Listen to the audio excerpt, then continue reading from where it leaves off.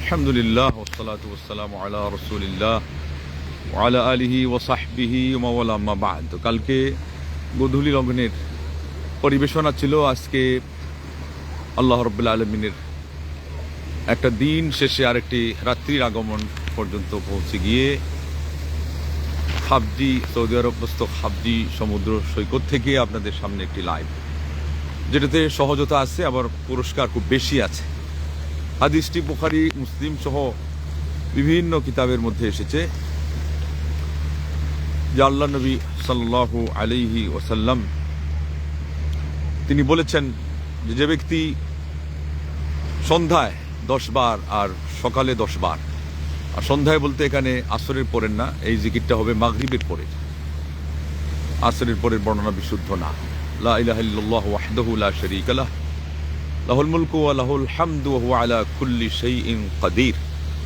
এবং কোন কোন শব্দ আসছে ইউহয়ি ওয়া ইউমিতু ওয়া হুয়া আলা কুল্লি শাইইন কাদির। 10 বারের সংখ্যায় এটা সাব্যস্ত হওয়াটাই বেশি শক্তিশালী। 100 বার অথবা অন্যান্য জায়গায় সাব্যস্ত না হওয়ার দিকটা আর হওয়ার দিকটা কারো কাছে সমান, কারো কাছে শক্তিশালী একটা দিক তো আরেকটা দুর্বল। সব মিলিয়ে এটা বললে ভালো, আর না বললে সমস্যা নেই।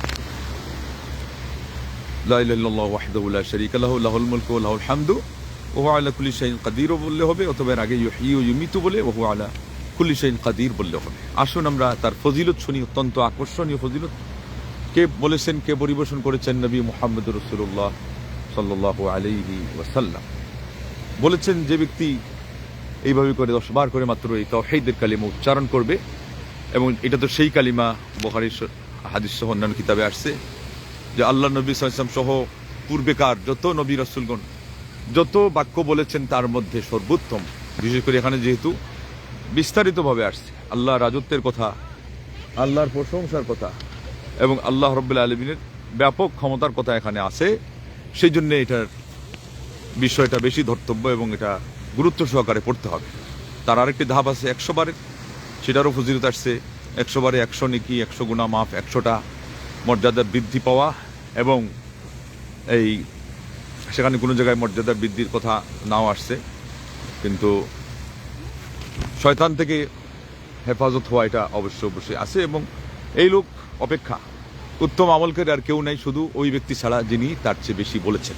কেউ বলছেন এই জিকিরের সংখ্যা বলেছেন অন্য সময় সংখ্যা ছাড়া, আর কেউ বলেছেন যে অন্য কোনো নেক আমল করেছেন। এটা হলো তার ব্যাখ্যা। মোট কথা এখানে আমরা 10 বারেরটা আজকে ফোকাস করছি। এখানের ফজিলতগুলোই দেখেন। সাব্যস্ত যেগুলো কমপক্ষে 5 থেকে 6টি হাতের অঙ্গুলি গণতে থাকেন। অঙ্গুলি পার হয়ে গেলে বুঝবেন এর পরেরগুলো নিয়ে কিছু কথা হয়তো আছে, কিন্তু ফজিলত তারপরেও শেষ হচ্ছে না। প্রথমটা হলো, এটা বলার কারণে সর্বোৎকৃষ্ট ফজিলত যেটা, আল্লাহু আকবার, এটা হলো যে ইসমাইল বংশ, যেটা আল্লাহ নবী সাল্লাল্লাহু আলাইহি ওয়াসাল্লামের বংশ, এই বংশের 4টি উৎকৃষ্ট মিন আনফুস তাও বলা হয়েছে মিন ওয়ালিদ ইসমাইল। ইসমাইল বংশের উৎকৃষ্ট 4 জন দাস মুক্ত করার পরিমাণ সওয়াব পাবে। 4 জন দাস, এটা সহজ কথা নয়। একটা দাসের দাম, এখন তো দাস প্রথা নেই, তারপরে কোনো কোনো জায়গায় আছে, এটা কোটি ছাড়িয়ে যায়, এক কোটি ছাড়িয়ে যায়। তারপরে হলো 2 নম্বর ফজিলত হলো 10টি নেকি লেখা হবে। 3 নম্বর হলো 10টি গুনাহ মাফ হবে। 4 নম্বর হলো 10টি মর্যাদা উন্নীত হবে। 5 নম্বর হলো সকালে বললে বিকাল পর্যন্ত, বিকালে বললে সকাল পর্যন্ত শয়তানের ওয়াসওয়াসা থেকে আল্লাহ রাব্বুল আলামিন দুর্গ তৈরি করে দিবেন। এখান থেকে একটা সশস্ত্র প্রতিরক্ষামূলক হাতিয়ার শক্তি আল্লাহ রাব্বুল আলামিন এই বান্দার মধ্যে তৈরি করে দিবেন, যে তার মধ্যে এসে শয়তান বিদ্ধ হতে পারবে না। শয়তানের কোনো ওয়াসওয়াসা, তার কোনো ছবল থাবা, তার কোনো নেটওয়ার্ক, এর কোনো প্রভাব এই বান্দাকে ক্ষতিগ্রস্ত করতে পর্যন্ত পারবে না। আল্লাহু আকবার। এইভাবে করে তার ফজিলতগুলোর মধ্যে আরেকটি হচ্ছে, এখানে তো 5টা হয়ে গেল, আরেকটি হচ্ছে যে তার অপছন্দের কোনো জিনিস তাকে পাবে না। আল্লাহ, গুনাহ তাকে পাবে না। শয়তানের ওয়াসওয়াসা থেকে বাঁচার মধ্যে এটা শামিল। আর শিরিকের ক্ষেত্রে বলা হয়েছে শিরিক তো হলো চূড়ান্ত, এই জন্য যেটা যদি তার ভাগ্যে থাকেই, ভাগ্যে থাকা যেটা চূড়ান্ত, সেটা তো সব জায়গাতেই স্বতন্ত্র। তা না হলে আল্লাহ রাব্বুল আলামিন তাকে সব ধরনের অনিষ্ট থেকে হেফাজত করবেন মাত্র এই জিকিরটি 10 বার করে বলার কারণে, সকাল এবং সন্ধ্যায়। এই জন্য সবাই এটার প্রতি যত্ন নেবেন এবং যে কোনো প্রসঙ্গে এটা পড়বেন। আম জিকির, সাধারণ জিকিরের মধ্যে সর্বোত্তম বলা আছে সিম্পল হিসাবে লা ইলাহা ইল্লাল্লাহ, কিন্তু এই জিকিরটা হলো তাওহীদের জিকিরেরও পূর্ণাঙ্গ রূপ এবং তার শব্দের আল্লাহ নবী সাল্লাল্লাহু আলাইহি ওয়াসাল্লাম যা চেয়েছেন তার যেন সম্পূর্ণ সমাহার, বিশেষ করে ইহয়ী ও ইউমীতু সহজে আপনি বলেন।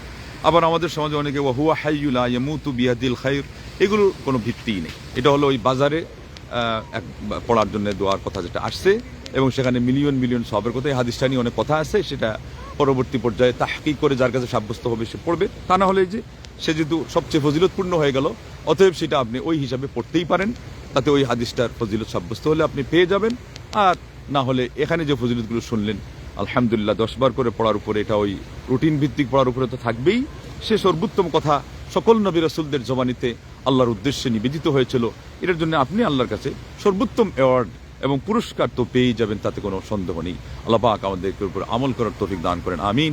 ওয়া আখিরু দাওয়ানা আনিল হামদুলিল্লাহি রাব্বিল আলামিন। আসসালামু আলাইকুম ওয়া রাহমাতুল্লাহি ওয়া বারাকাতুহু।